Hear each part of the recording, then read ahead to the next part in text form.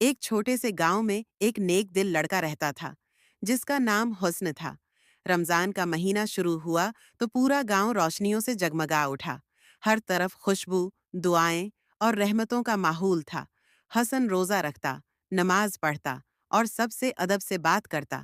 لیکن ایک دن جب وہ اسکول سے واپس جا رہا تھا تو اس نے راستے میں ایک بوڑھے فقیر کو دیکھا جو بھوکا اور پیاسا بیٹھا تھا۔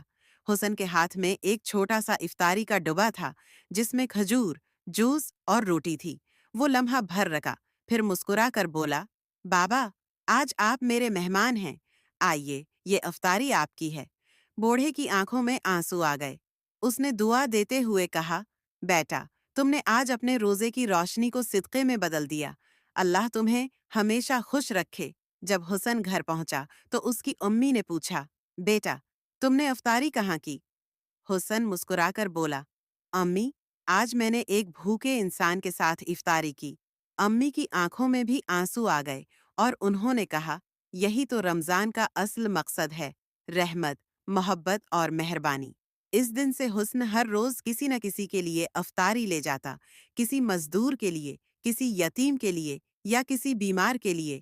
گاؤں والے اسے چھوٹا فرشتہ کہنے لگے، اور رمضان ختم ہوتے ہی حسن کے دل میں یہ روشنی ہمیشہ کے لیے بس گئی۔ رمضان صرف روزے رکھنے کا مہینہ نہیں، بلکہ رحمت، محبت اور دوسروں کے لیے خیر خواہی کا پیغام ہے۔